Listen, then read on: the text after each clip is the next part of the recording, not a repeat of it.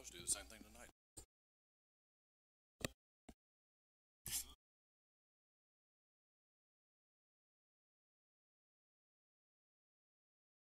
Hello, everybody, and welcome into our broadcast as we start our Coweta Kickoff show. We're going to turn you over to the panel, just tell you a little bit about what we're going to do on tonight's broadcast. We'll look around the Coweta area, around all the prep schools. We're going to stick with just 11-man football. I know we have some 8-man football in the area as well, but we're going to stick with our 11-man teams. We'll cover Trinity, Heritage, Northgate, East Coweta, and, of course, Newnan. We are broadcasting live here from the press box in Newnan High School, and I'm going to turn it over to our panel, starting off with Ray McKnight. Ray, take it away. I appreciate it, Patrick. Thank you. Introduce our guest right now. On the end right here is Van Mottler, Chris, and I'm going to plug your score. Isn't that right? Yeah, And then James O'Brien, and he's really streams City, and I appreciate him having us this year and bringing us game live. We're excited about it. Yeah, we're glad to have you guys play the game last year. Yeah. Yeah, that's good. That's good. Just having a mic stand in front. I understand. Happy to have you guys on plays last year. Have you out in person? Exactly. Well, that's going to be part of it. That's what we're going to explain tonight, how that's worked. I actually did a TV show and showed people how to get online with it. Right. And I saw some people last night at the game, and they said they did. So that's good. That's a positive thing. This is the wave of the future. I mean, if you look at sports now, everything is streaming. I just saw a big thing about ESPN. Yeah. Is getting ready to do their own app, streaming content, and their big stores are pulling away from some of the other streaming apps. Right, and have their own. With Disney and with ESPN, they're going to do their own thing. So that's big. Now, you still have a paper, Chris? No, I have. Everything is online. Okay. Everything is electronic. I'm pretty much the same. Where you can click on the internet, you can go on your smartphone, you can pull the website up, you can take a look around, look at picture galleries, you can look at stories that are ongoing. I have a Facebook page, Twitter account, so all social media and online. So if you see a game, say here that you didn't play girls softball, Right. You can go online and see it. Can you give us that? Well, I mean, it's what I'm doing is basically similar to what I have in 21 or 20 years of newspaper writing, except instead of writing for something in print, I basically put everything online. I put a picture gallery. Typically, they'll go together. Sometimes I'll have video. Sometimes I'm trying to incorporate new things, but more access as far as you don't have to go and pick up a copy of something. If you've got a computer, if you've got a cell phone, just pop it up and you get the story right there and read it. I see you everywhere, so I know you're covering everything. Sometimes I'm covering multiple things at different schools. Sometimes I'm covering, for example, yesterday I started my day at East Coweta doing interviews for softball preview and volleyball preview, and ran right into the scrimmage. So I stayed there for a good 3 hours or so until I got soaked. And then last night, East Coweta was playing Carrollton. That game got rained out or in business. Correct. And then we were playing White Oak, and James carrying that first quarter. Did it hit us, and we didn't get the game on. We did get the first quarter on. I'm not sure. I know they delayed McIntosh. I don't think they ever got that one off last night. They did. And Van Motlin. Van has done football with me before, very knowledgeable about sports, and glad to have him on this year. He's going to be with me on home games here at the one game over Carrollton. So, Van, thanks for being on board. I'm looking forward to it. It's been several years since I've been up in the booth with you, and had a little girl Yeah. and a wife that wasn't so excited about leaving her on Friday nights to take care of a little baby and then head out to Athens on Saturday. So we finally convinced her to let me back up here. Well, good. We're glad of that. And James, now you've been in radio also too. We were doing a lot of local radio, and it's basically the same thing you were talking about. We can do things in streaming format that radio stations are never going to be able to do. They can't afford to do it. They're not going to commit the resources to do it. So, it gives us the ability to go out and carry a softball game, basketball, baseball online where, we can also engage with sponsors that would not be able to afford to necessarily do radio. So it just kind of, same thing. It's a game changer. It's really the wave of the future. The biggest thing with myself is the ability for stretching deadline. Right. Where you were up against a tight window, and it's even tighter now in the newspaper industry, just in general. simply because most places don't print their own newspaper. They're printing somewhere else, they're off-site, or having their pages designed off-site. So this has had to have a lot of coordination between all those parties. So for myself, I can stay out as late as I need to. If the game goes extra innings, overtime, I'm there until the beginning and in the end. So that's been a huge plus for me. I can understand that, and I think, and I'm not going to talk about it much, but I think radio and newspaper had missed out on the boat. That's kind of passed them by because they're going to be left behind. Well, it's been, I'm sorry. Well, one thing I was real excited when you told me we were going to be doing streaming, and you can remember sitting in the booth and our phones constantly going off with text messages from people who we couldn't reach on the broadcast that wanted to know what's going on. And it was just throughout the whole game we're getting text messages, phone ringing, what's the score? Exactly. And we can reach everybody now. Oh yeah, that's great. It's worldwide, so we're glad of that. Like I said, we're going to have all the Newnan games. We'll have all the East Coweta games on as well. And in addition to that, about 7 times we're going to have either Northgate, Trinity, or Heritage on as part of the Coweta package. Okay, and the games we're going to carry, like you said, the Newnan East Coweta games every Friday night. We do play Thursday this first game, first week. The rest of the time will be Friday night, and then it'll be like a game of the week. And I think Northgate's will be 2 of those. I think first time we have Northgate on will be against Stars Mill. Okay. And I think we're off that week, and Patrick and I would love to do that game for you. Love to have you. All right, guys. You want to let's get going with our first school here. We're going to take a look at Trinity. Okay. Trinity, that's a County school, and did they make the playoffs last year? Yeah, they made the playoffs. They made the playoffs in one AAA. They finished 3-2 in the region. They were 3-8 overall. One of 5 new head coaches. Yeah. I mean, this is unprecedented. Where 5 new head coaches at 5 programs. Right. And they're all excellent hires, in my opinion. I think so too. They started off with a pretty good guy. Chris Hansen was the first coach there. Yes, correct. And I think he's the AD. Chris is the AD, and Chris is still handling, athletics and trying to expand what they have, the offerings there. They just finished the press box this year. They've got a brand new press box. I'm not in it very much. I'm out on the sidelines, but it's beautiful. Now, where do they play their games? They play on campus. Okay. They play on campus, and Coach Dallas announced last week he brought the parents over to the site where they're building a new high school. They will have a new high school, he says, built within the next year. Awesome. 3-story building, I believe, and it's going to be right off the edge of the football field. Okay. So, and we're going to change my track. The schedule, they play next Friday, August 18th. They'll play Bullock around close to Statesboro. They're actually home tonight. They play Deerfield Windsor. Okay. Deerfield Windsor from Albany, who's Deerfield has not missed the playoffs, I believe, since it's almost the same run as East Coweta since '97 or something like that, and they won 4 state titles in that span. So this is Class A, isn't it? Triple A. It's the highest. They only have 2 classifications in GISA. They have double and triple. Next year, Trinity will go. They have announced they will go GHSA. Okay. So they will probably be grouped with Landmark Christian, Our Lady of Mercy. That's probably Elka, and that's where Coach Dallas came from. Okay. Coach Kenny Dallas actually was at Landmark Christian, then left to go into administration in Tennessee. And then I think he missed coaching a little bit, and he came back and he went up to Elka as defensive coordinator, and they came coming off back-to-back state championships in Class A. So he has brought some excitement to Trinity Christian. But they are excited over that. People I've talked to, and they are. The next game they got Flint River, which is always a big rival game for them. Flint River is a Class A state champion.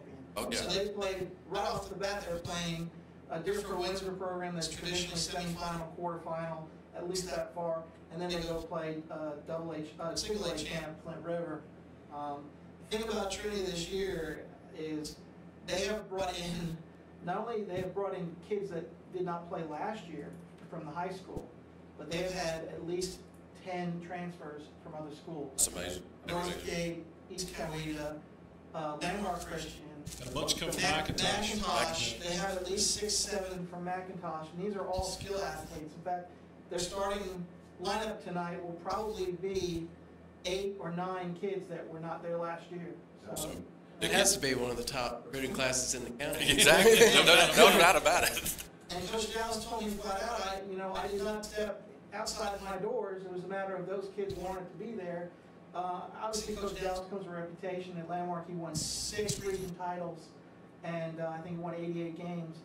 They were always traditionally strong at Landmark, and coming off the 2 back-to-back state championships at Elka. I mean, one of the transfers is his son, who's a senior, who played linebacker. He's being recruited. I think some of the kids are baseball kids too. Right. They just hired a new baseball coach at Trinity too, so some of that is carried linked in over. there. Mm-hmm. You know, Trinity's right on that Peachtree City border, Right. so you're kind of drawing from both sides of the Right. county. So Coach Dallas is kind of excited about just what they have in store. I say that totally in jest. But it is amazing. You don't see that happen, even at a private school where that many kids are really coming to a program that they don't have much tradition other than a 8-man title in 2010. Right, and that was played down at East Coweta Field, I think, Yes. when they won there. EC Middle school, yeah. So, That speaks a lot to a coach's reputation and the school. When you look at the commitment that they have made across the board athletically, facilities-wise, that didn't go unnoticed. And Right. their location, when you're right there on the border between Coweta and Fayette, right there at Peachtree City's doorstep, Right. you're trying to build a program at a private school, it's not a bad place to be. yeah, the baseball field, it's a small little baseball field, but it's a beautiful spot for it, and it sits on, you can overlook it from the hill, and every year they've kind of added, they've revamped the track. It wouldn't surprise me that they bid to host region track. They could probably, if they had stayed in Gisa, they probably would have hosted state because the track is gorgeous. They've revamped it, 8 lanes. That's something a lot of schools, even public, don't have, the 8-lane track. Their track program is extremely strong. I think they finished second a couple of years ago.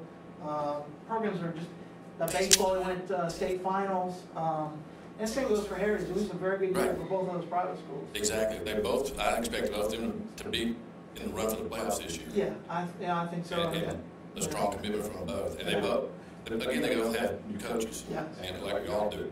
But it just shows that they're getting players too that, not all there to be there. They're there. There's some excitement at all the schools, and I think that just comes from when you have new head coaches. And I think, everybody talks about the rivalry with East Coweta and Newnan is obvious. Right. But on a smaller scale, that is just as bitter between Heritage and Trinity. And, that's one of the things that I think you saw the change in direction with Trinity. Heritage has had the upper hand the last few years. They've been extremely good. Trinity has never beaten Heritage. They've come close a couple of years. Last year was not. And I think they want to draw a little bit closer there. In other sports, they like volleyball last year. The two schools played for a state title in a volleyball match that went over 5 sets. Right. So That was last year, right? yeah, it was last fall. So. But, Heritage coming off a 10-1 record, undefeated in region play. Of course, they unfortunately lost first round of the playoffs.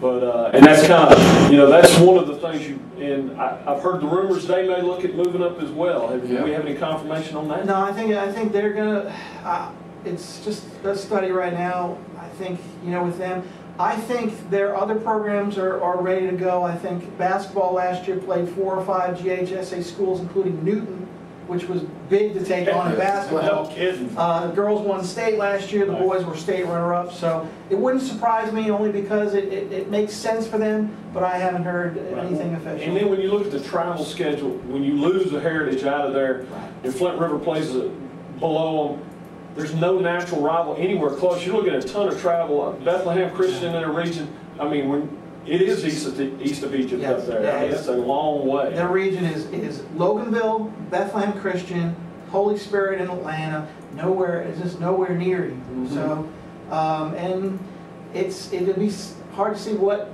Gisa does. Do some schools go to GICAA because they're gaining schools? So, Heritage got to make a decision, but I think most of their programs are ready to go if they want to make the jump. Right. I wouldn't be surprised. I've heard kind of the scuttlebutt on the street, and they're kind of leaning that way. But I'm with Chris and James, and they hadn't made that move yet. Well, you're jumping into a tough region when you look at the region that Trinity's going to be moving into, and Heritage would go as well. When you're already talking Elka, who is strong across the board. Landmark, you were talking about track. Nobody's as good as Landmark in track at the single A level, and cross country, they just rule the roost. Right. So you're talking about jumping into major competition, so you do need to make sure your program's ready. But they haven't shied away. In fact, last week the Heritage scrimmaged they scrimmaged state champion John Millage and Gisa. Then they scrimmaged Friday, they scrimmaged Our Lady of Mercy. So they've been ready to take on anybody they want. Chris, who is their new head coach? New head coach is Micah Alba. Micah is he went to high school in Cobb County, went to Walton, played for Ed Dudley at Walton, wound up going to BYU, and played at BYU, played cornerback. He originally got into college coaching, both at BYU as a grad assistant and then Fresno State, then found his way back to Georgia. I believe his wife is closer to this area, the southeast. Landed with Coach Dudley at Carrollton and was in Dublin, I believe, and then wound up at Troop last year. He was a soccer coach and assistant at Troop. Okay. Now he's here. So he's a go-getter, young guy, very, very energetic, and he's got his big thing this summer was getting those kids in the weight room, right. Getting them stronger, and whether it was speed camp, weightlifting, every day they were doing something. Well, he comes from a program, BYU, and they take kids that a lot of colleges won't take because of the commitment to the religious program also. But they're players, they know hard work. Yeah. Man, you're a good person to talk about. I'll tell you, one familiar name at Heritage this year on staff is Jamal Ransby. Yeah. Jamal, he's coaching DBs out there, he's real excited. That's going to be a great asset to them. Yeah, Jerome played here at Newnan, was a great cornerback return back punts and kickoffs. Back in 09. Yeah, he was on that good 09 team, and I think he got a scholarship out of here to go to Georgia State. Yes, right. Yes. Jamal was part of that almost first signing class at Georgia State. Played a lot, did real well for them. He was over here at the Alec Ogletree camp. It was kind of like a reunion. There was Jamal here, and Trey Matthews, and Alec, and Xander, and Adam Strakos. It felt like a reunion out there. It was fun to see all those guys. It is good to see, and it's good. Speaking of Alec, you can pay back too. Yes. And that's good. And we kind of expected, but it's good to see him do that. He's in a contract here too. Yes, he is. I talked to him about that, and he said, I'm here to play. I've got a contract right now, and he is very happy. His son just turned 1 in July. Very happy out there in LA, making the adjustment. Alec, of course, was the shyer, I think, between Xander. Yeah. But I asked Xander. It's funny. I asked Xander. I said, "Does LA fit him?" And Xander kind of chuckled and said, "Yeah, it fits him." So. Yeah, when they were here playing, Xander was. He was more Strakos was. They were the voice of those leaders. Yeah. It's fun to watch him play. I hope we get back to that eventually. But that was fun. That 09. Yeah, but it's great. It's good to see Jamal in there. So, James, just can you explain how, if you want to watch, if you got a kid playing at Heritage or that game of the week, how to get from Stream City to the game? Absolutely. It's very, very easy. We'll have links on our front landing page, streamcity.org. You go right there. You'll have a link for every game we've got on that night. We actually list them for the week, and then you go to the Coweta page, right? And because we have separate stations for all the counties we do, and there'll be links right there. And like I said, I do know off the top of my head, we're doing we'll have the Trinity Heritage game on as a game of the week. I think we're doing 5 of the softball games for Heritage, and 2 of those will be against Trinity. So. And just a reminder, some of the games are also available on the TuneIn app. Right, yeah. If it's our county game of the week, we have that one on the TuneIn app as well. You can get that on your phone. Free. You can go to it's a free app. You can go to our Facebook page and play them right off of there. So just trying to make it as accessible as possible for everybody. But we're excited about it. 2 games first week with Carrollton and Newnan to get things started. Right. And East Coweta Lovejoy the next night, and then we're off to the races. Oh, it's going to be wide open for that this season. If you look at the homepage and the counties pop up, and we did it, you and I did one when I was on the other TV the other day, and when the Newnan helmet popped up, you just clicked on that, and it'll go right to the Carrollton game, whatever game. So, and same thing with softball. Right. Our first Coweta County softball game is actually this week with East Coweta and Northgate. Okay. So. Now, Chris, I know you're thin because it's just doing it, but if we had a game and wanted you to highlight or something like that, could we get that to you? Yeah, absolutely. And then I've been running links for y'all, and I did last night. So, and it was I was listening to y'all while I was in the rain delay. And I actually caught the lightning that must have been right outside the window. Oh, it was.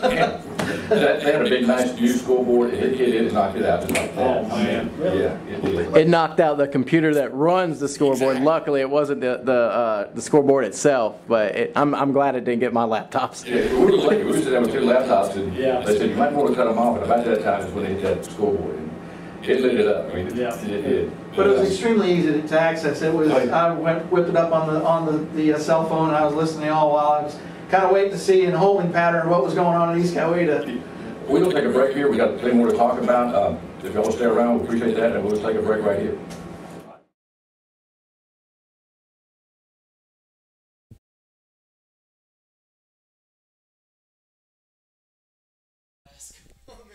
No, they won't. Yeah,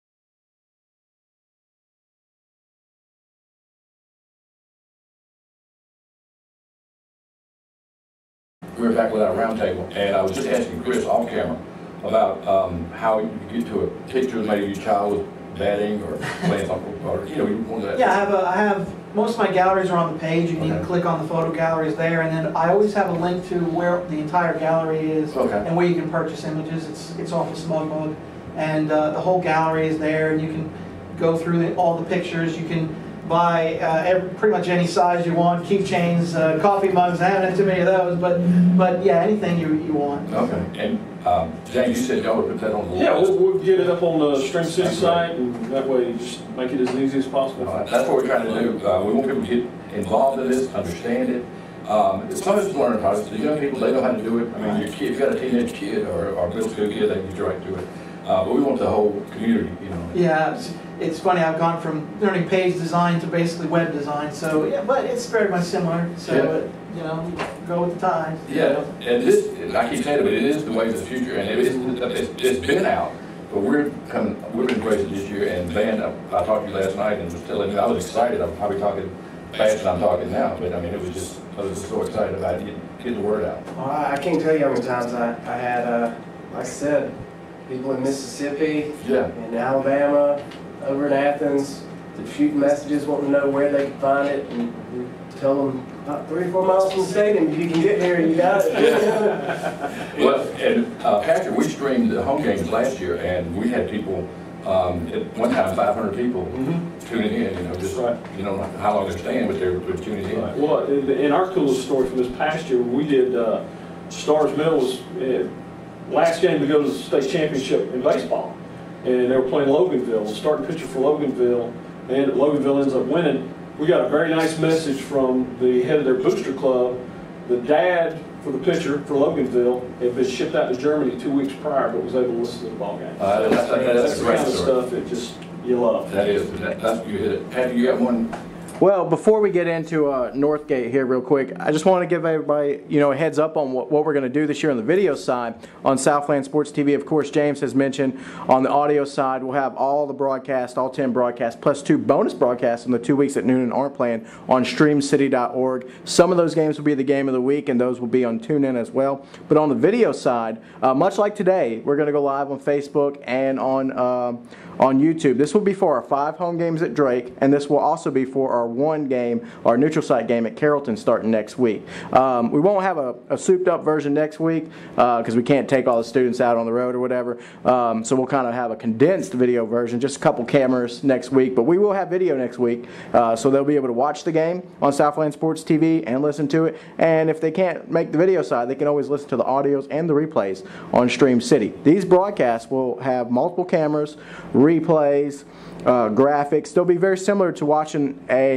ESPN3 style of broadcast. And because you can pull them up on YouTube, you can basically send them anywhere, including your TV. So if you've got a smart TV, much in the way that you would go and watch an ESPN3 game on your Roku device or Apple TV or anything like that, you could do the same thing through the YouTube app. Just simply type in Southland Sports TV. You'll see that it's live. Put it on your TV, and there it is in HD. Just the same as watching it on TV, on cable, or anything else. Sounds like I'm going to be getting a lot of calls from my mom. Southland TV that's Patrick's business or line in it, because you do multiple. It's my branding. Right, but you do multiple sports.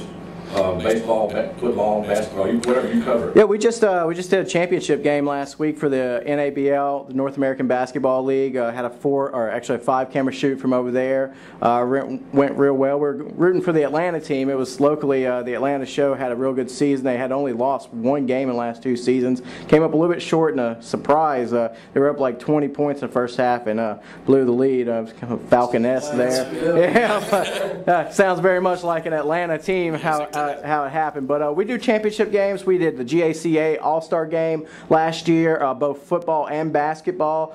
So we got different events we do around the state, around the southeast. We do events all over. And then aside from that, we also crew in other people's events. So occasionally we'll take our cameramen out, our graphics operators out, and we'll go do some ESPN3 programming. We did the ABA game of the week, the Southeastern games a few years ago. So we did the game at West Georgia, Atlanta, and 2 games in Florida.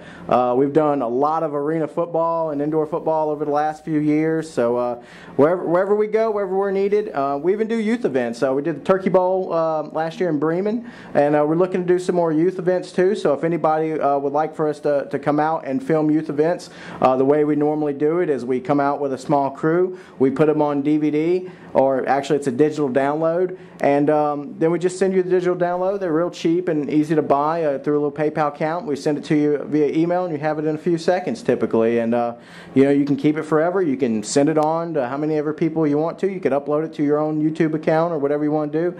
So it's a very easy thing for us to do. And we also have a partnership here with the county. Last year we did Newnan's graduation, actually the last 2 years, but if anyone else calls and says, hey, come out to East Coweta or Northgate, we'd be happy to go there too. Yeah, we did the graduation the last 2 years and had over 1,000 people tune in and didn't really advertise it. So, right, James, you understand that, and of course Chris, you too. And but if we get the word out, it's amazing how many people we can get, and that's the secret. And I appreciate what you did for us, putting it in the paper.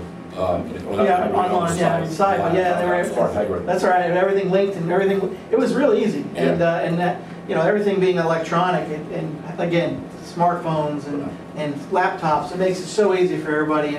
And we were talking about the age of where you can stream it to your television and get a $35 Chromecast or whatever, and send it to your TV. You've been sitting home and watch high school games. That's kind of a neat thing. So that's a unique concept.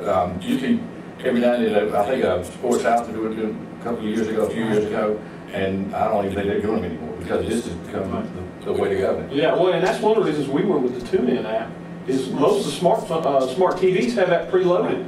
You can go right to your TV, look for Strange City, and boom, there you are, and you can listen to it. And so it's just, you know, more and more accessibility, and that's a great thing. You know, you've seen that.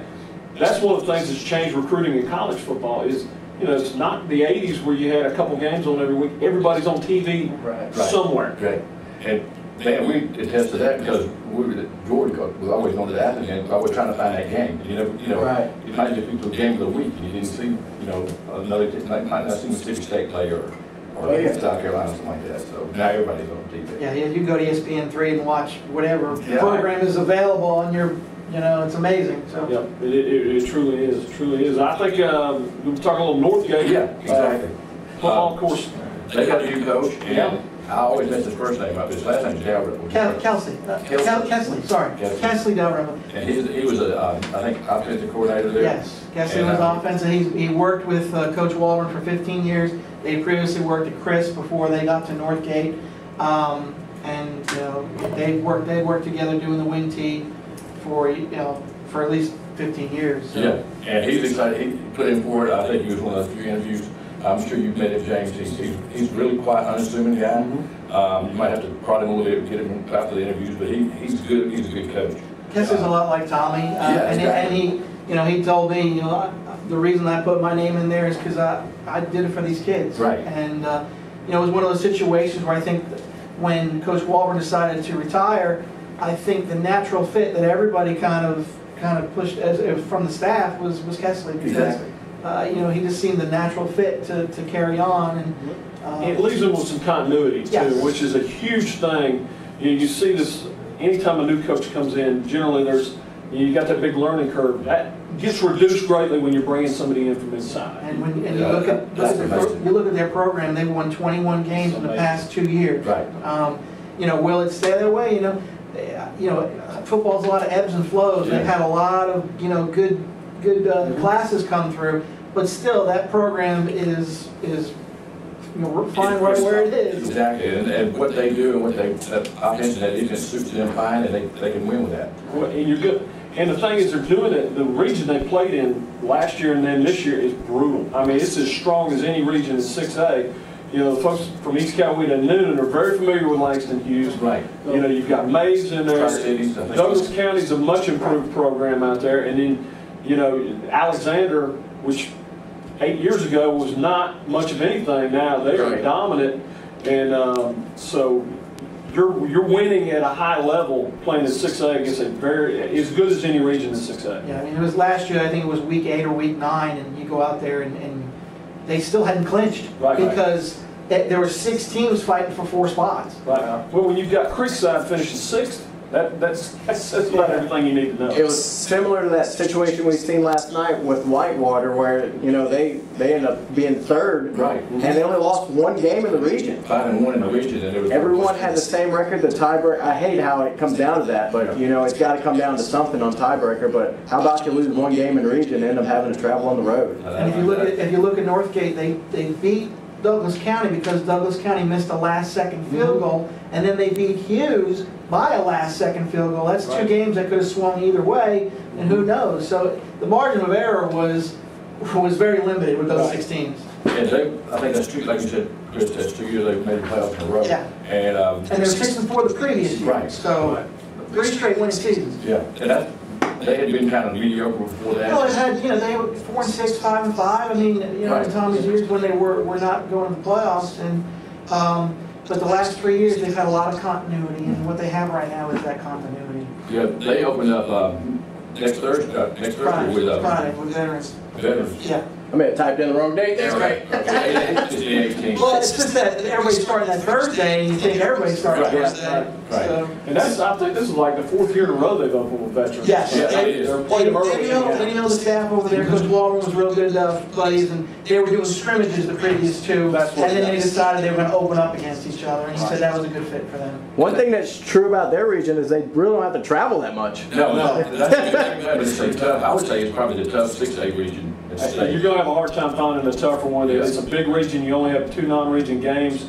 So, you're slugging it out right out of the gate. Well, think about that. In the playoffs last year, there were 2 regions in 6A that all 4 teams won, and this was one of the regions. The other one was Valdosta's region. Right. So. And if Valdosta wound up winning today. Yeah, well, and in the last 2 years, they've lost their last game to the eventual state champion. Right. Alice Newnan and now Valdosta. Looking at that schedule, I mean, how many of those teams have been in the playoffs in the last 5 years? Just about everyone. That's going to be some point in time. When they announced the region, that's one of the things we looked at was the number of teams coming into this region that had won regions or finished second in regions the year prior. I mean, it's a really tough region, and like I said, when you've got somebody with the skill that Creekside's got, finishing 6th. Yeah. They've got a new head coach, and and Douglas County got a new head coach last year, so there's been a lot of dynamics kind of added. So.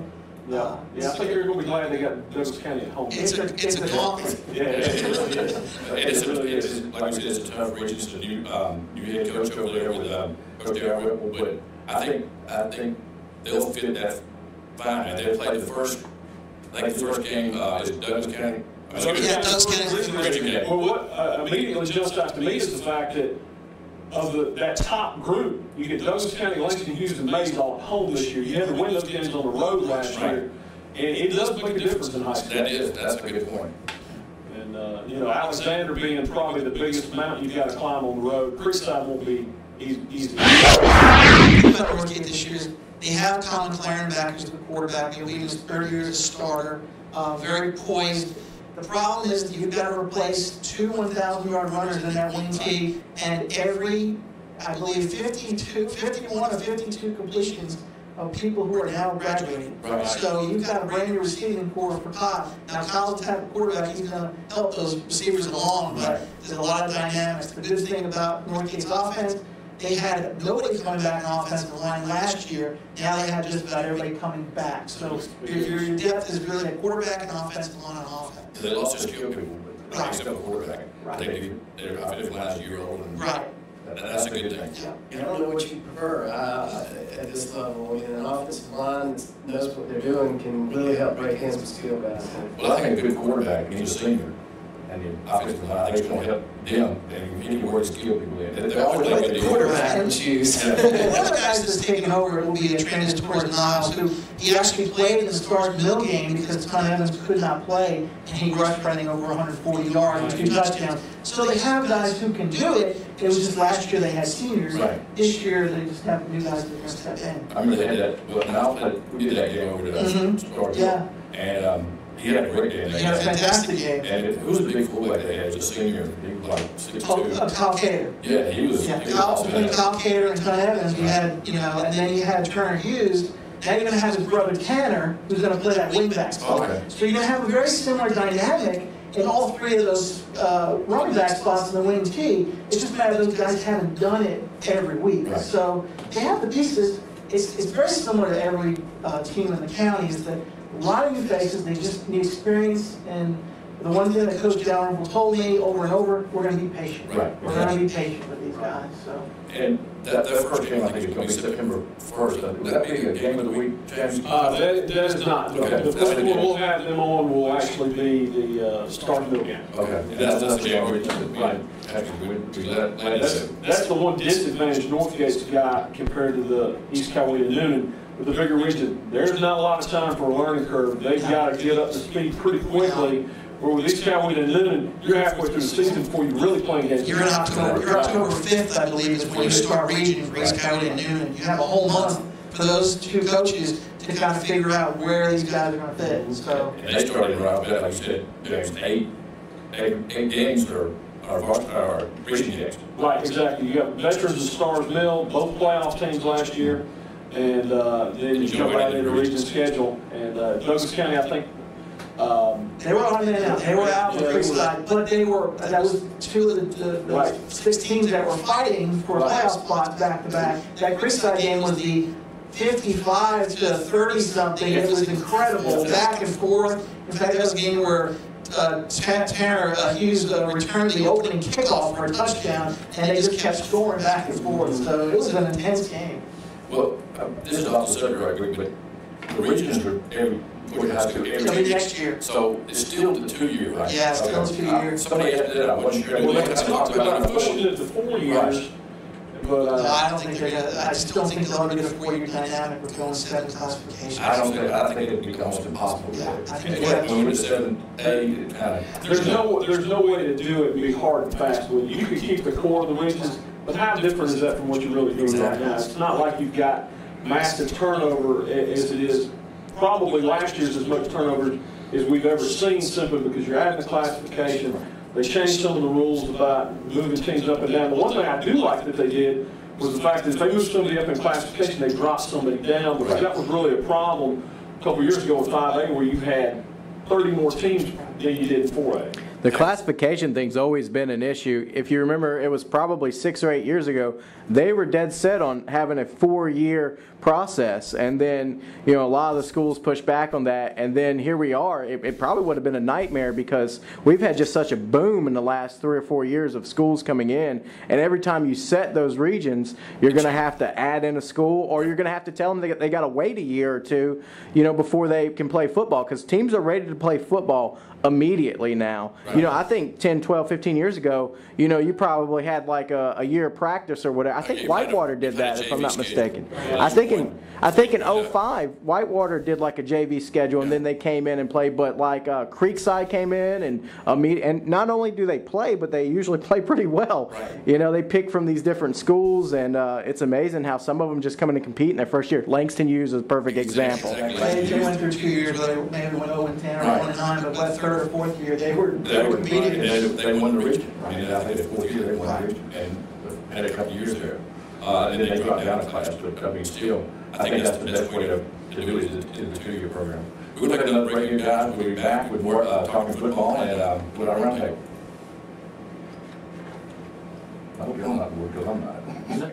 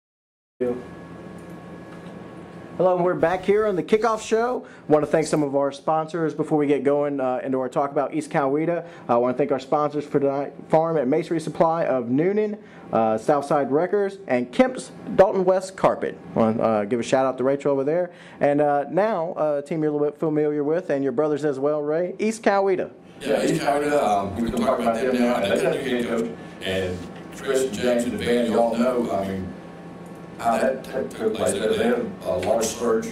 Wound up getting John Small. And John came from South Gwinnett. Right. And has a good reputation. Absolutely. When you look at Gwinnett, if you're competing, I don't care regardless of if you're competing on a regular basis in Gwinnett County, you're doing something right. Absolutely. Yeah. The first question he asked, I thought was pretty deep. He's got a daughter next to be a senior. And he asked, would she have a chance to be the valedictorian? A chance now. If she stayed South Gwinnett, she would be, I guess. Or probably would be. You don't know exactly.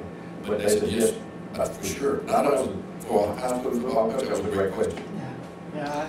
Coach, he stepped in. I think he pissed all the kids. The kids, I think, connect with him. And the thing that I talked to him this week, I've talked with so many coaches this week.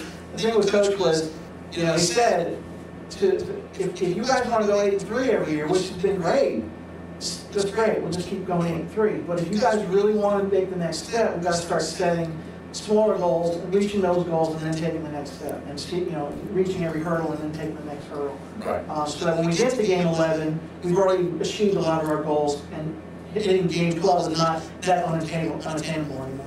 Yeah, and that was a game that we had. That's the rival game, James. We already played the last game of the season. And a couple of years ago, they said, well, they all have to do good in the playoffs. You didn't do good, East Coweta did good. We're going to change like 4, where it was. But to me, your rival game, and we've argued this before, it should be your last game. It's just like Georgia goes today, Alabama, Auburn, whatever. I think your rival game should be your last game. If you can't get up to that game, you should be playing. Right. Well, it's your chance to save your season if you have a disappointing season. That was an ongoing debate we had on the radio was, does that hurt them? You pour all that emotion into that last game of the season, and you physically go out there and just beat the tar out of each other, and then they weren't doing well in the playoffs. But I think the problem ran a little deeper than that. I don't think it was about, because traditionally that has not been a problem. It's just been a problem recently. Exactly. And I think that reminds me of what Dan Quinn was talking about with the 1%. Always improving by 1%. Just set smaller goals. I think the thing about the East Coweta Newnan is just his height. It's so high. And the thing that Coach Small, I think, would tell you is, all his games were basically rivalry games. Right, exactly. And so his kids were used to, whether it was Grayson, whether it was, whatever they were playing, that was a rivalry game. So their kids had that level every week. Right. And I think the whole idea is, yes, Newnan is a huge game, but every game for us has to be to that level, to the point where we have to be at our best. Right. Every game should be motivated. Exactly. And I think by doing that, and I wouldn't say deterring some of that Newnan crazy hype, you're going to be better off, and you're going to be going for, what would you rather have? Would you rather be in the semifinals, or would you rather beat Newnan that year? Exactly. I think you'd rather be in the semifinals. Right. For a state championship. Exactly. So, and I think the focus, when you look at, to take it over to the college side for a minute, Georgia Tech, two schools that have very different approach to that. Yeah, it's a big game for everybody the last game of the season, but it's not the end-all be-all for Georgia, where for Tech it is. Georgia's treated like that all. Right, exactly. So, yes, it'll always be an important game, but I think to have the bigger goals is important. And, I think one of the things that hurts Newnan and East Coweta is you don't have that much depth in the region they play in. It's been that way for a while. Yeah, and I think it goes back to why. I think that's a bigger problem with the playoffs, but to have that, kind of build up the Westlake game. I mean, let's face it, that's the game you have to win. Exactly. And, they've got a new coach as well this year, so it's like everybody's got a new coach. It's like the whole world changed over this year. What were the chances of that, by the way? It's amazing how many schools turned over. I mean, it's a ton of movement this year. And we have high school agents.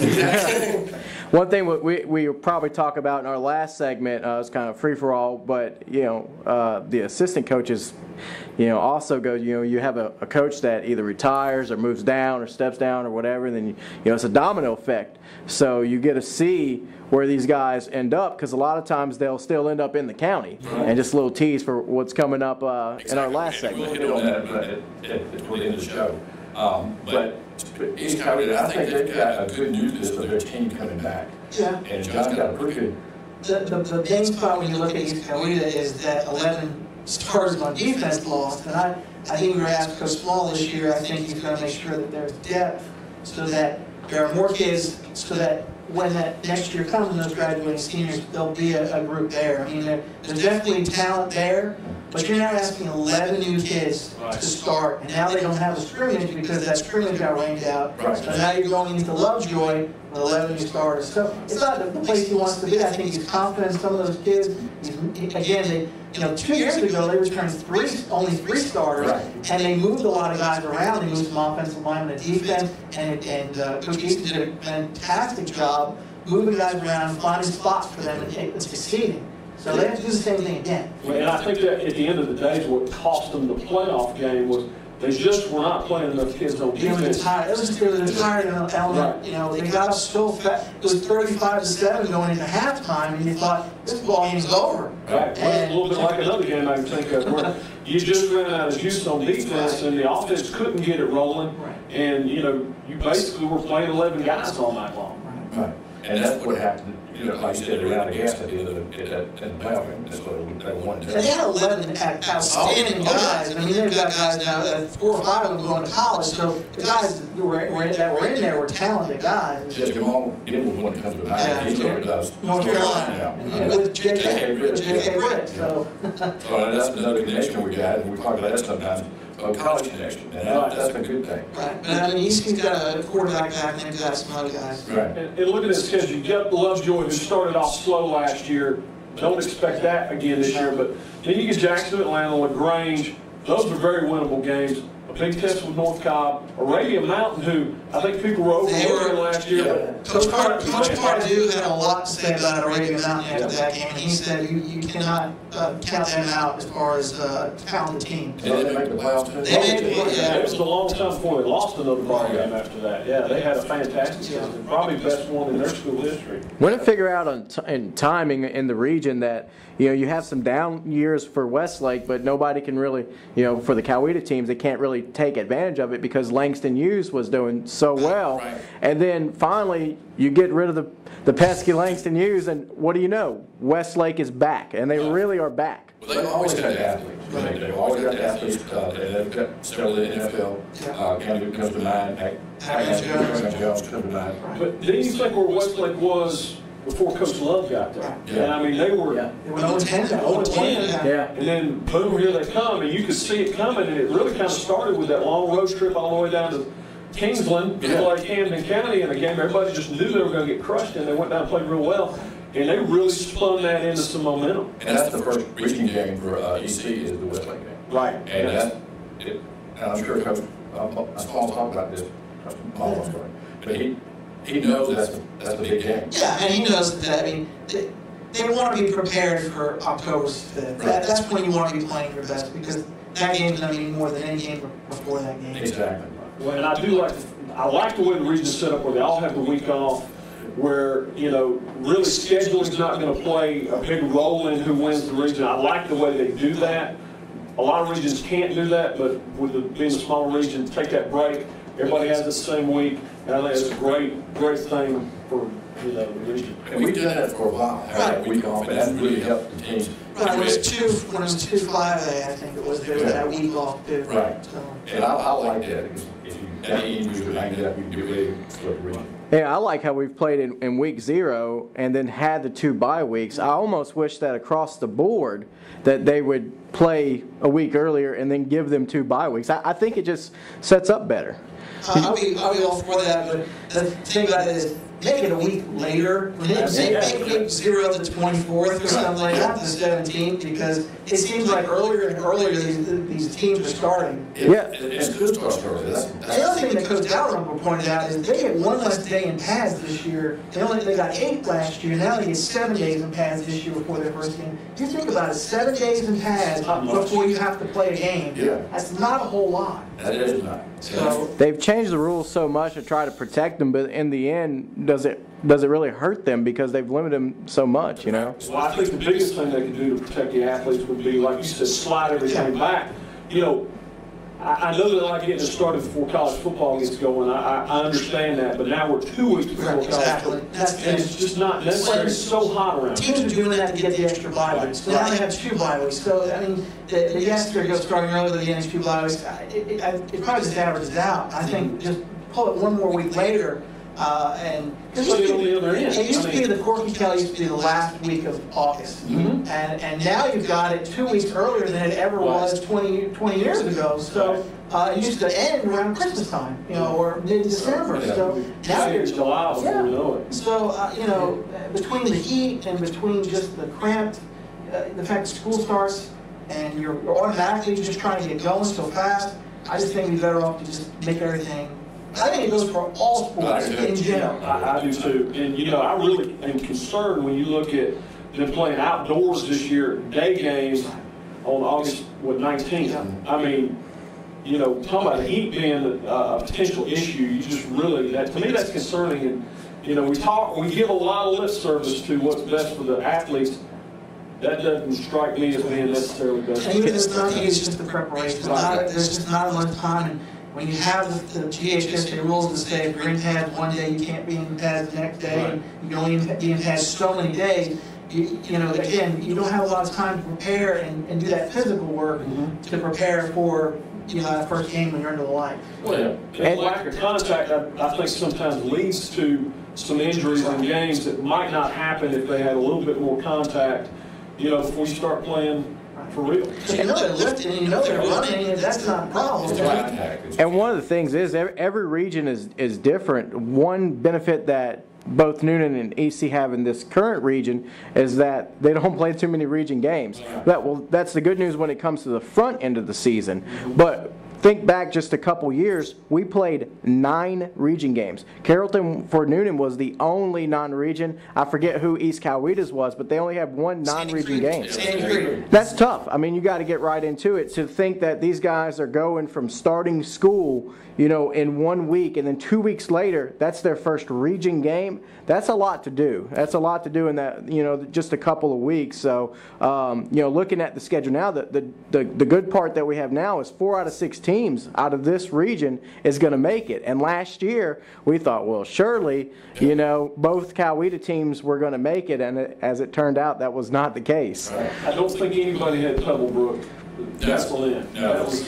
I think they're going to be okay this year too, though. I think they're going to be okay. But you know, when you got the tradition that Newnan and East Coweta have, you just can't finish behind a Pebblebrook. You know, it's just that's not going to fly with right, exactly. I mean, without. Yeah, and you know, you think of the Wheeler game with Newnan. I mean, that was a field goal game. You know, and that's. The thing about it is, when you have that small window where if you don't get one of those games, you're in trouble.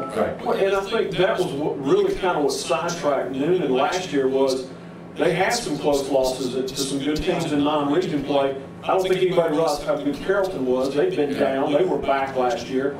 Stars Mill at the time, that, you know, didn't look like a great win. Turned out to be a pretty good win. But the momentum just was going in the wrong direction early on for Newnan, and they never really could overcome exactly. Speaking of East Coweta, I know they like to say, it's a good thing. They've been in the playoffs the last since it's 20 years, I believe. It's 20. It is the longest streak in 7A of any school, and they've been to the postseason more straight consecutive years than any school in 7A right now, the current streak. So, and this is 50 years of high school football. Yeah, they're celebrating their 50th year. Wow. And they've gone back to the spear on the helmets. So, okay. Yeah, so go back to the Danny Chronic spear on the helmet. That's all last night. And it goes back even further than that. I think it was maybe Coach Dan Christian. Oh, I'm sure. And he had it years ago. I'll go back to one of my first, 92, 93. But I always thought that was the best, to me, the best helmet. Yeah. It's the Florida State look. Yeah. And then, of course, jumping into Newnan. Yep. And Newnan is going to play the same region. And Newnan starts off next Thursday at Carrollton. The non-region game, but it's a big game. Yeah. It really is. It's a good setting. I mean, West Georgia is a beautiful stadium. If you haven't been there, go there. It's gorgeous. It is. I covered West Georgia football for 6 years at Richmond Stadium, and going there now, I was just thinking, why wasn't this here in 1996 and 1997? And they're a little full right now, but it's a gorgeous facility. And both of the, I mean, not like the high school was too bad off either. No, and that was their glory years too, Yeah. 97, 98. And they've actually expanded that stadium even more since West Georgia has left. Yeah, It's now end-zone It was just that seating. West Georgia needed their own facility They at did. that time. And Why play at a high school? I don't want to go on a tangent, but they had coaches there that are now in college football, including one who's the defensive coordinator at Oklahoma State, who probably could have stayed on if there were facilities at that time that they had dedicated. So, but it's a gorgeous stadium. It really is. We were there last year for the first time, and I think that was another second year they used it. Yeah. And it's awesome. It really is. It's For- up on the hill, and you can just see it. It's just perfect. And for Carrollton, it works out because they're in this game now, but previously they had spent a lot of seasons where they were going to the Corky Kell, Right. and they're still a well-desired team. They took a couple steps back, had the deal where they swapped coaches and everything, and now Calhoun's over there, and year 2 for him, right?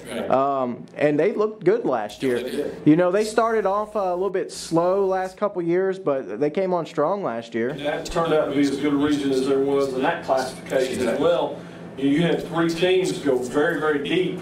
I didn't see them play because of the rain, but they look good coming off the bus. They just can't get away from Chip Walker, though. They get up. He gave them nightmares when he was at Sandy Creek. Now here he comes again. Yeah. That's a great storyline. That's a great storyline for the game. It's a different coach on the Carrollton side of things, obviously, but Carrollton probably, I'm sure, hates that name, Chip Walker. I'm sure. They had some battles in Sandy Creek, Carrollton game. There was some big games. That's 5A, right? That 5A? Yeah, it's 5A at the time. Probably the best one they had was for the state championship. Yeah, literally the game came down to the goal line situation at the very end of the game for Carrollton. Couldn't get it in, and Sandy Creek ended up winning the state championship. I think that might have been their second one at that point. So. And I don't think they lost again until East Coweta beat them. Right. Yeah. It was something like a 40-minute. Yeah, he had a couple really long runs over there. Yeah, there was the one I remember that was the upright game where they blocked the field goal. Right. And then they had another extra point game where they planked one off the extra point. I guess I accidentally brought that up to Chip, and he wasn't. He kind of chuckled at that one. But Chip Walker, the head coach, and we're excited to have him. He came from Sandy Creek, a winning program. I think yesterday we were talking about he won 3 state championships in the last 15 years at Sandy Creek, and they've been in the playoffs. I don't know how many times. And when you talk coaching, you got to go back a generation, before him and his father, who, you got to figure that one of his sons are also going to be a coach as well. It just runs in the family. Is there any better father-son coaching combination that's been in Georgia than those two? It'd be hard. Do a little research, but Yeah. Well, there's been some good ones, but that one's, I put that one near the top of the list. Yeah. Right. Both guys have state championships. Exactly. I think right now, I'm not sure, was he at Peach County when he won his? I know he's big as a Peach County. I think was he Mary Persons? He was a Mary Persons. I don't know. Or Chip was a Mary Persons, I think. I think it was Chip like. Yeah. But if you ask me where he's from, he said I'm all over the state. That's right. His dad was moving around. He was a good coach. I think he coached for 40 years. He was out here the first couple of days of practice. I was going to mention that. Max passed, and Max was close to 80 years old and coached here for 29 years and always had a winning season. But he hadn't been around a lot. And Chip, or his dad, had brought Max out. I thought that was a good thing. It was a good kind of way to introduce his program, his regime down to Max and to his dad. Well, and I think that's it's just a smart move. I think Newnan had kind of lost, what they were. They kind of lost their way. They were like the blind person in the desert. Right. So drawing them back, the history over here at Newnan is fantastic. So tapping back into that is just a smart move to me. by Chip Walker. The one thing you know is going to happen with Chip is they're going to play disciplined ball. Oh, yeah. And they're not going to kill themselves. And that's something that, Newnan has shot themselves in the foot over and over the last few years, not pointing the finger at anybody, but that is the point of emphasis for Coach Walker. And you would suspect that won't be the case this year. And just doing a quarter of that game last night, we got Ranger out of light and thunder out, whatever you call that. You can see the difference already. I mean, it was no huddle. His son is actually a quarterback. He's a senior. He's Bryant Walker. And you can just see the control difference than you did before. Right. I think timing has a lot to do with it. Any coach can change that.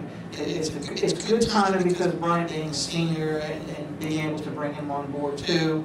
It was a situation where, I think last year with quarterback, KD's an outstanding athlete, but KD's natural position is not quarterback. Right. So, you have some years you have to make do with what fits what we're going to do. Right. Some years it works, and some years it doesn't. And the timing, I think, just fits Chip and Bryant to come over. And it's just adds some excitement when any time a new coach comes on board, regardless. I don't care what the year previous was. Kids are going to be excited because it's new. It's like anything else. Kids that age, when something's new, I want to be involved in it. Yeah. And that's happened too. People will play us out. And he dressed out. I think he told me, I don't have to get numbers because I'm dressed out. Yeah, we've seen him on the roster, yeah. And that's a good thing. Oh, yeah, it's a good problem to have. And then we've seen the glory years. I mean, we never had a state championship in football in the county, which is amazing to me. As good as they've been. But nobody's ever won a state championship. Okay, and been close. Right. But not get there. So I think now both teams have the opportunity to make that next step. And James, you hit on that. To take the little steps to get to the big step. Well, and that's it. And, focusing on the details is very easy to get lost on the big picture, but to be able to reel it back in and have that incremental, it's hard to measure the big picture. But when you have smaller goals, you can build that momentum. And I think that's why, again, the internal thing with East Coweta and Newnan, everything's been internal.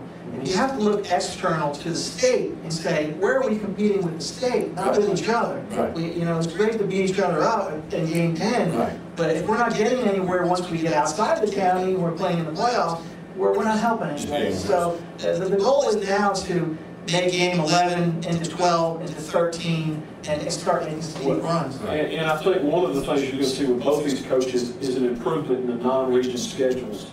I don't think you're going to see the Jacksons of Atlanta and the Washingtons on the schedule in the future. I think you're going to see more of the Gwinnett County teams, the teams you've got to go beat in the playoffs. The North Cobbs, the Edwards, those are great games to have on the schedule. At the end of the day, you could lose them all and get better and be in a better position than you are if you go and beat up a bunch of teams that you're supposed to beat. It's extremely difficult to schedule if you're studying at school because you start calling around. I remember when East Coweta went 6A and talking to Coach Wade at the time, and I said, he just shook his head. I said, what's the matter? He goes, I'm just trying to find folks to play because no one wants to play you. And Chip was very familiar with that when he was at Sandy Creek, especially when they had the small region. When you won a couple state championships, start picking up that phone and seeing who wants to. That's right. And they want to play each other because it's big. And that's a challenge. One thing that's going to change with 7A is that I don't think we're going to see a 7, 8, 9 team region anymore. You're going to go out and have to find games. I would like to see us do that Marietta game again because I thought that was a nice matchup for us. I'd like to continue seeing us in the West Georgia Classic as well. But then you're going to have to play matchmaker, and every season. We had Jeff Bryan on a couple years ago, and he talked us through the process of how they picked up that game with Carrollton. And, literally these guys, as soon as the regions are announced and they know they have to play matchmaker and say, I need 2 games, I need 5. I mean, for Newnan, they need 5 games. They need 5 non-region games. It's a lot. Some of the non-region games are actually double home games, so you're trying to get an extra game. Exactly. So, I mean, that's some of it too. And you really have to play logistically. What can we make work? Who's available? Exactly. Because you've only got 5 region games. Well, a lot of these schools, they got 7 or 8. And so there's not a lot of availability there. Right. So you're fighting both things. You want to have a competitive schedule as possible, but sometimes you're just trapped into the folks who you have to schedule. So. Looking back on last night, the thing we noticed immediately, a couple things was that no shotgun, which is going to be different. We've seen them. I mean, well, you can count on a hand almost. Yeah, I mean, you can basically count on a hand the times that you've went under center the last 2 seasons. But that's the kind of offense you run when you put an athlete back there that, you know, is not really probably a natural quarterback. But they still spread the field out. You know, it's not like they're running a wing tee or something. It looked similar, but a lot of differences as well. And then defensively, they looked pretty good too. Didn't allow any points to Whitewater. And Whitewater came out of the gate just throwing the ball immediately from the game. They threw a deep ball in the very first play of the game. Exactly. And they came out strong, like you said. Didn't complete it, but that was their scheme to get on the board quick. Man, you graduate from Newnan, you know a lot about it. What's the difference, you think, the biggest things you'll see maybe this year from past years? I don't know if you've been following shit that close, but he runs a pretty good program. Oh, absolutely. One of the things you were talking about was expect to schedule and step up. And then I immediately think, well, he stepped up and played us when he was scheduling Newnan when Newnan was on its run. Right. And they were stepping up a couple of divisions to play us. Right. And that's exciting. And honestly, I don't know what to expect. I hadn't seen Newnan. I didn't see a Newnan game last year, which I hate to say it, but I didn't. And then I'm just looking forward to getting to know them again. Yeah, really. And, well, it'll change. And Chris, you talked about it too. You had coaches, a lot of things changed. You know, offense for Newnan, obviously. Defense. Not sure about the defense. Defense new coordinator. Yeah. I brought in another Sandy Creek, connection. And I think four of the folks who's coached with, including Coach Lucky, Right. who was at Northgate. So the staff is kind of a balance between folks that Chip's been with and the folks that have been here. And it's been good. I mean, I thought it was a good fit. There's some young coaches who are ready to step up. Yeah. And I saw Coach Bill Lucky, who was the head coach at Northgate, and saw him there, and it was good to see him. He was back with the Newnan staff. Said he was glad to be here, so we're glad of that. We're going to take one more break here before we wrap it up, and commercial break and be back. One moment.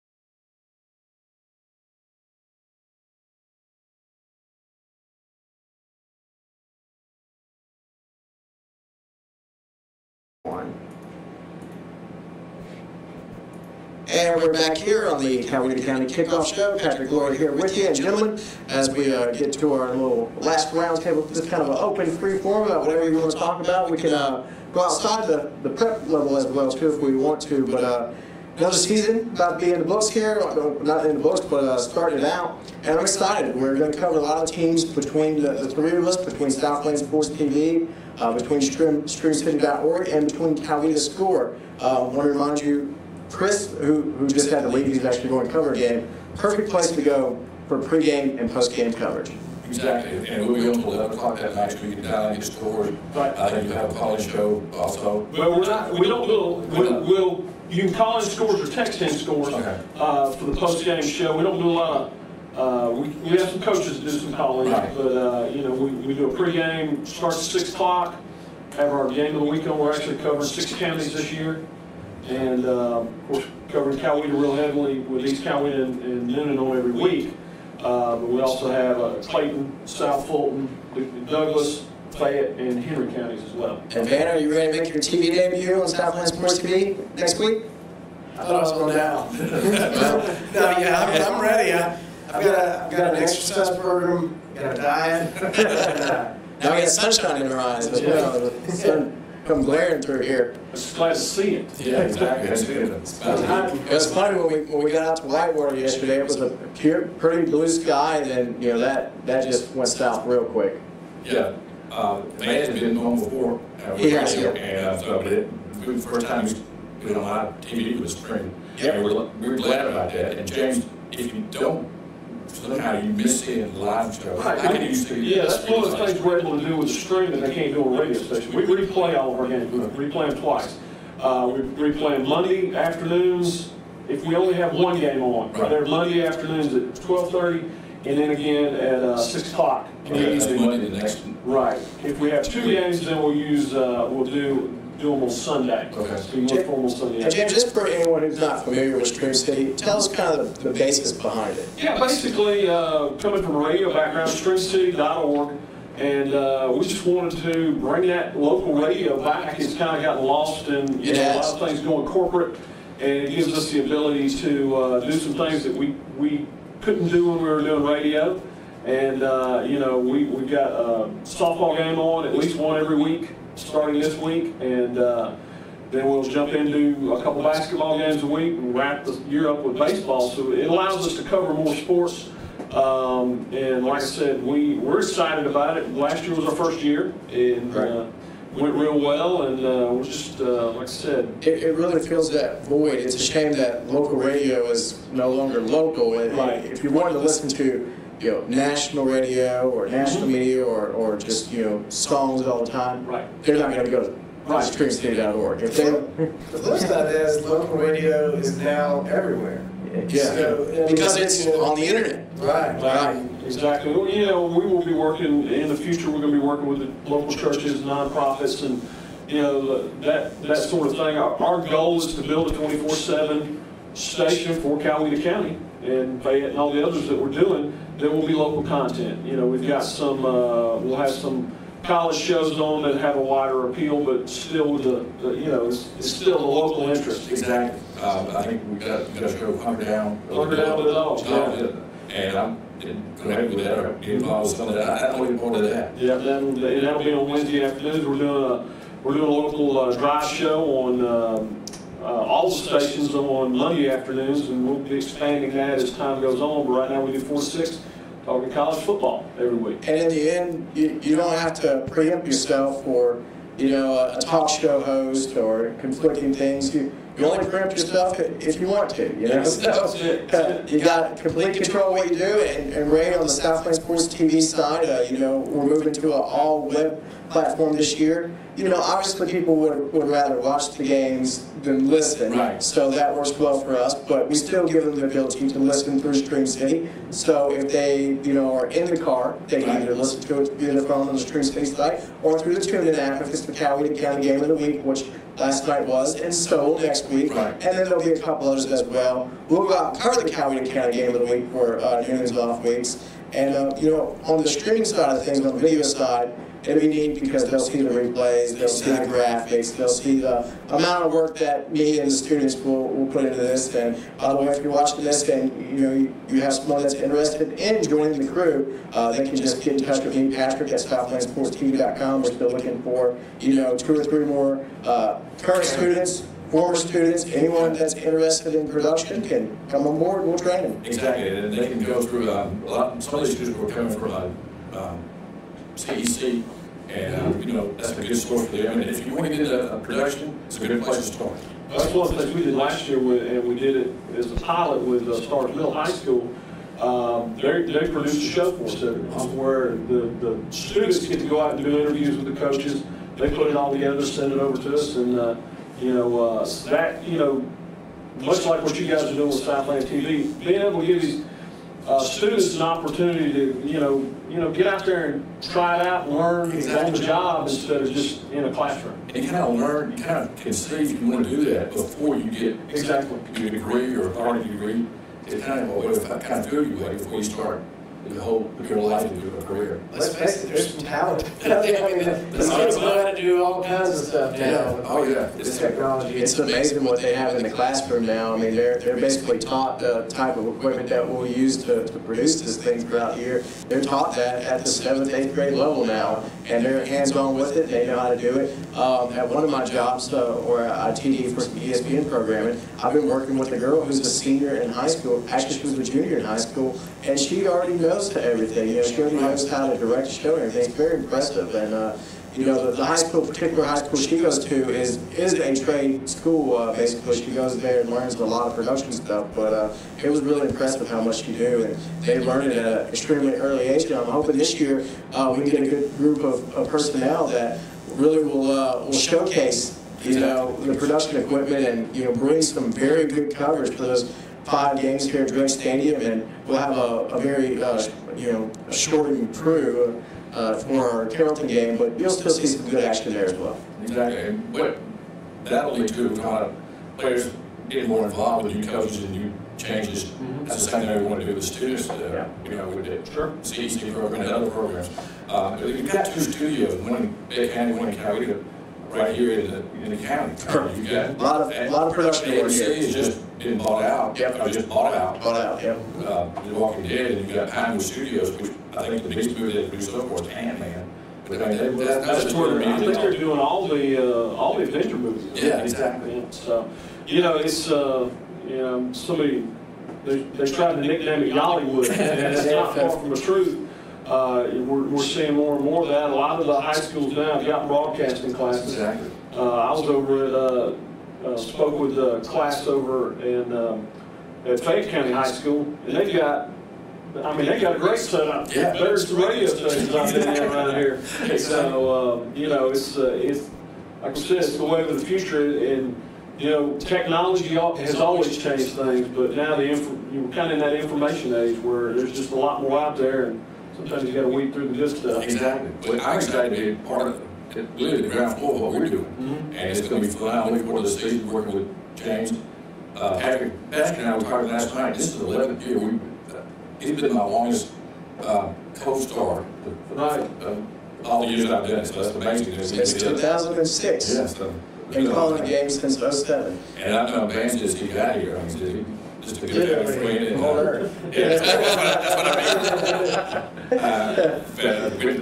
Several years ago in the Georgia games and just enjoying it.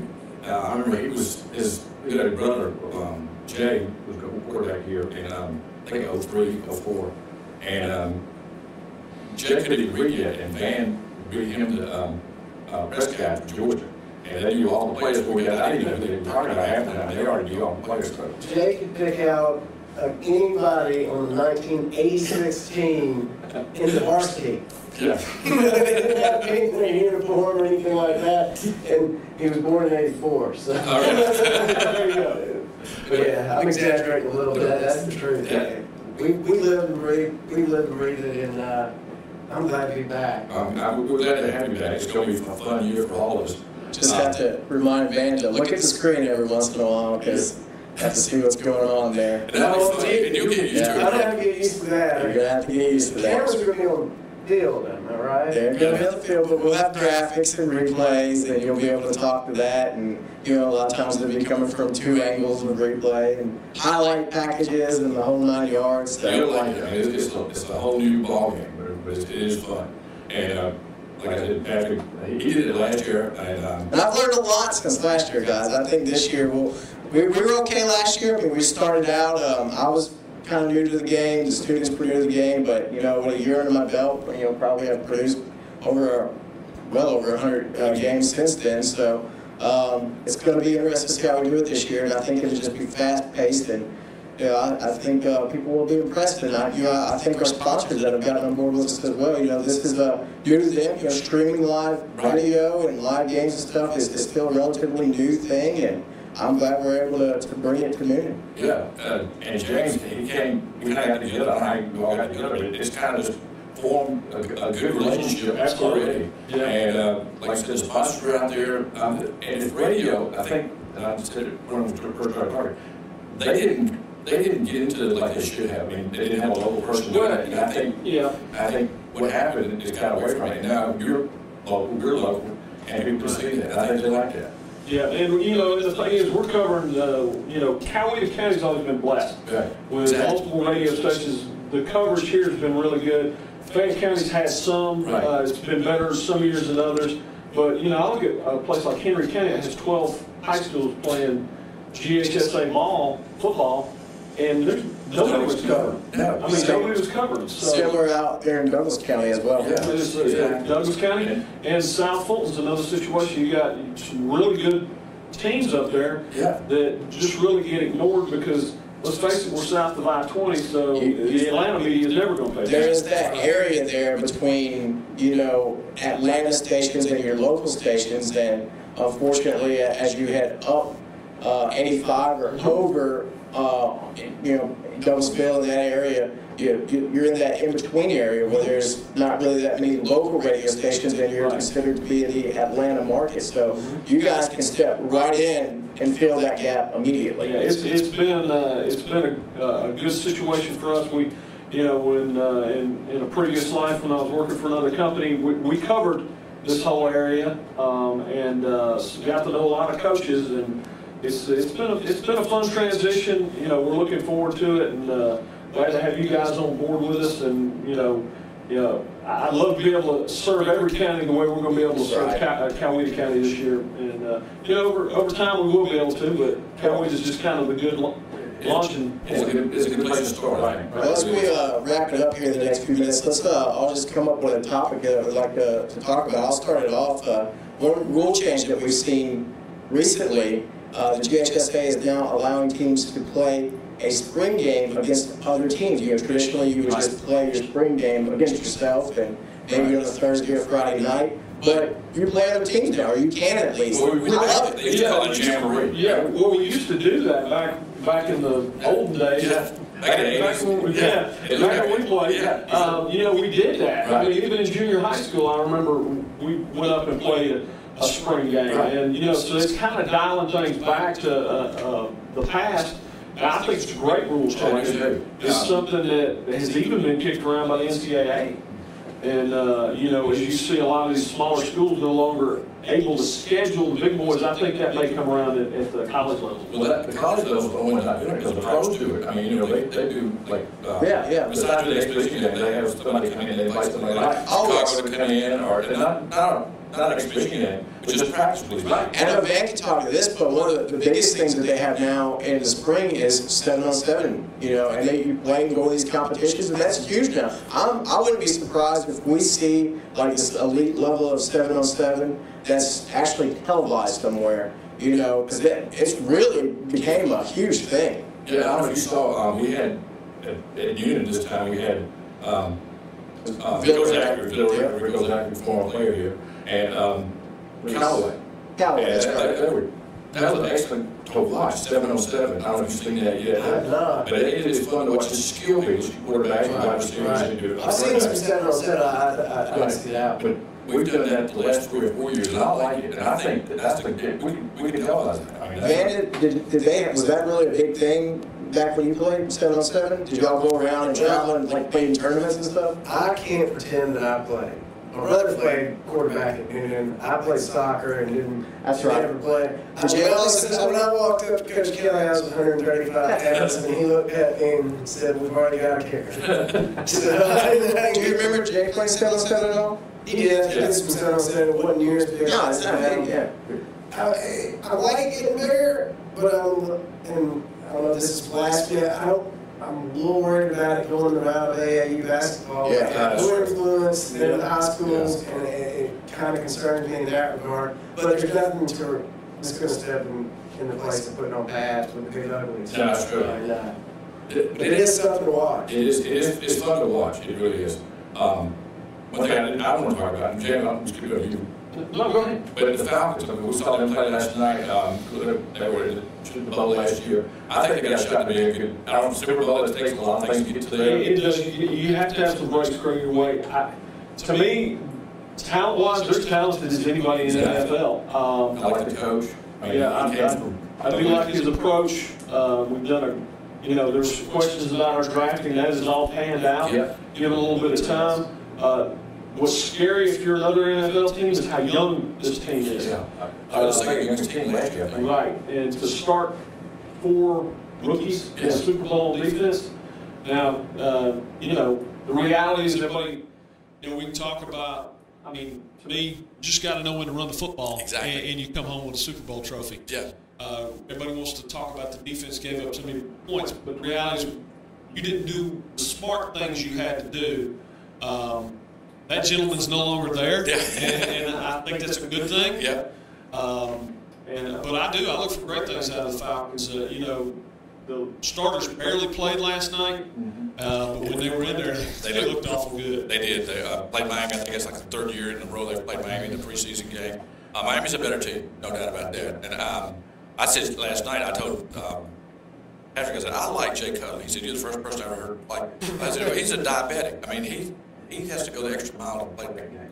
And I don't know his personality, but I just think he's ever had a great team to play. Personality is the biggest thing. He was a great ball player when he was at Vanderbilt, but he just needs to get over himself. Exactly. Who knows? He's had some humbling experiences here.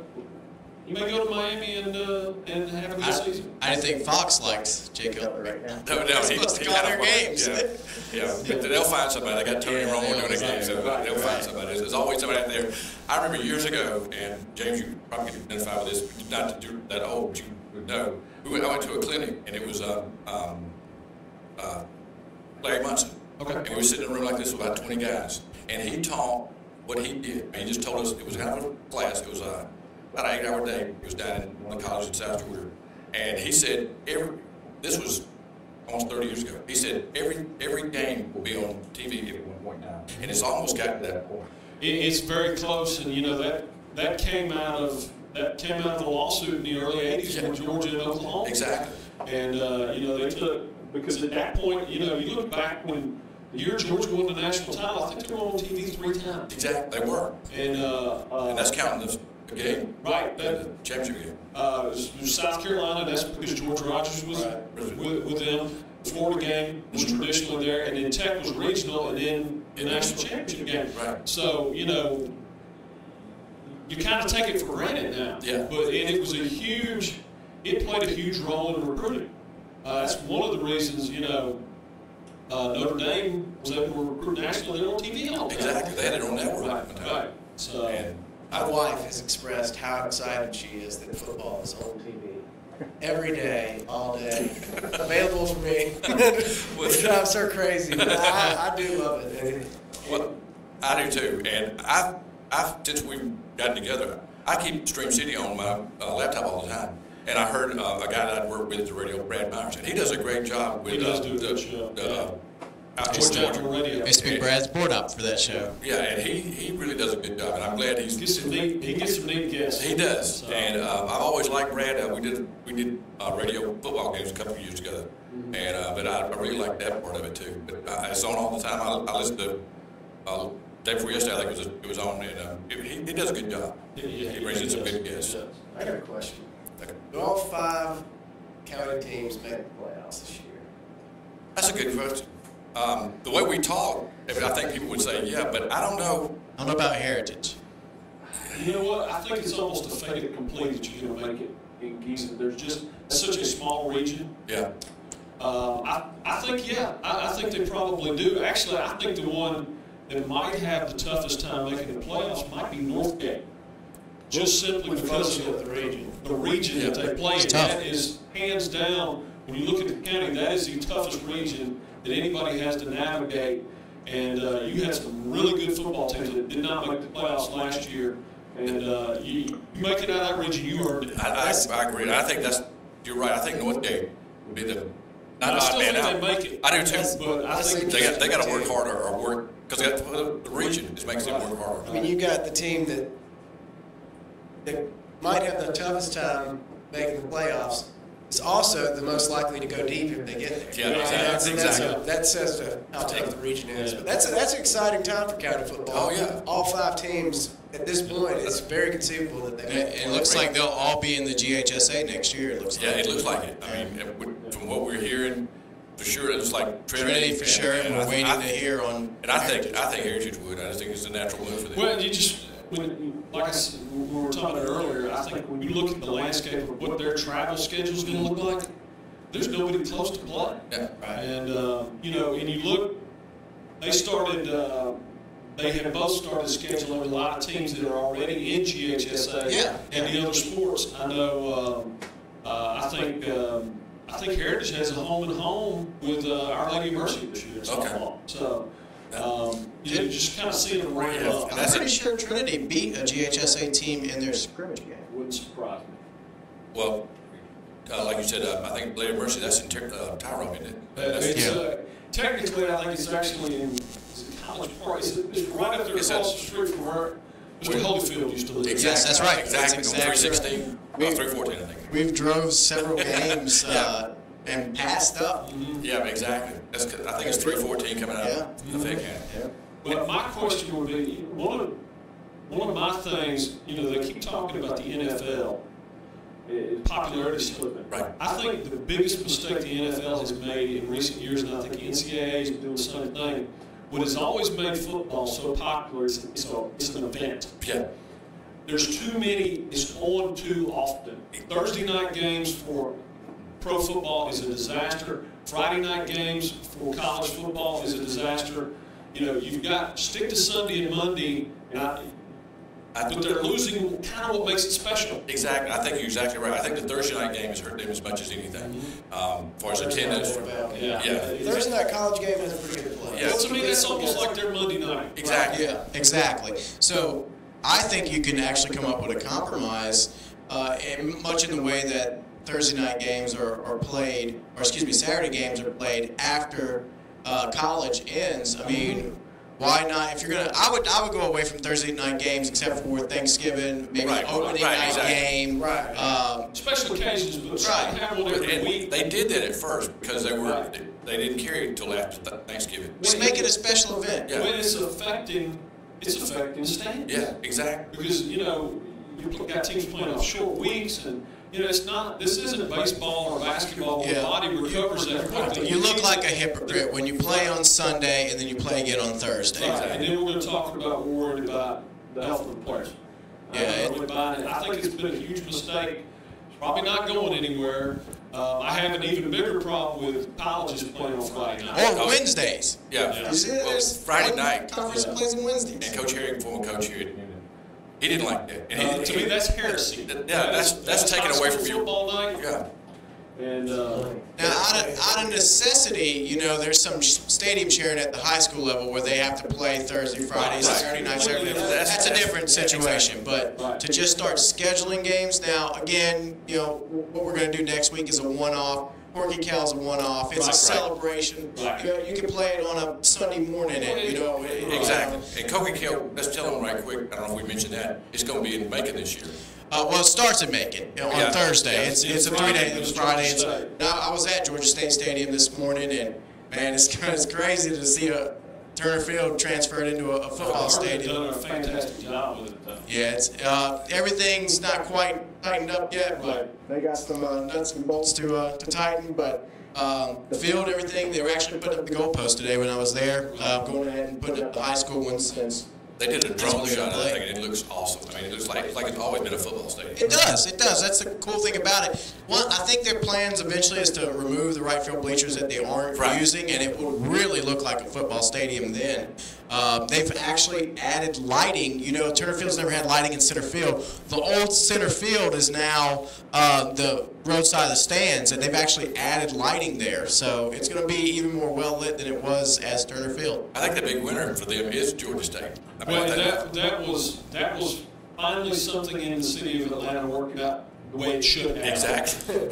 That would have been a shame if it would have gone any other way. Right. And I hear that the old Atlanta stadium will be girls softball. Fulton County Stadium will become baseball. Baseball, and they'll actually kind of re-erect the stadium exactly where it was. It won't be the size level, obviously, as it was there, but I think plans eventually is to get softball over there, and then maybe also move at that point. Because right now, if you guys aren't familiar, but for Georgia State, they play most of their athletics at a place called Panthersville, which is out in DeKalb County, and we've played there before too. I mean, exactly. The one-sided stadium, if you remember that. Exactly. It's the one-sided stadium. Stevens played there. Stevens and I think Langston was another, but DeKalb County's good. I'll never forget they got off the bus and you hear the click and the clack of all the cleats and helmets and fully dressed pads and everything. Right off the bus, right on the field, right off the field, right on the bus. There's no dressing rooms there. Right, exactly. We seen an interesting thing last night where Newnan actually got out of their dressing rooms, which were trailers, and went in the home dressing room because of the lightning. So the whole team flooded in there.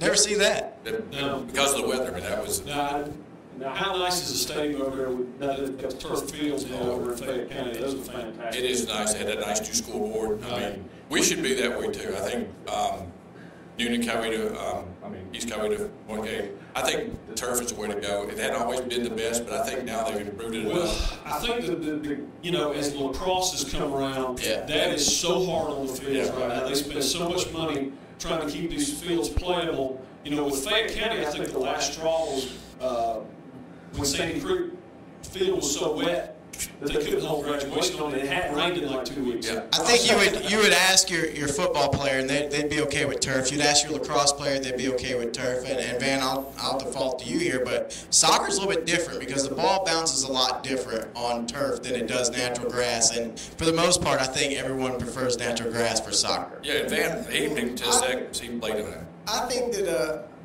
nothing beats a great natural grass surface for anything, but a true surface is going to be the choice of anybody at any level of any sport, I believe. I mean, and if you got a good true surface rather than a lumpy.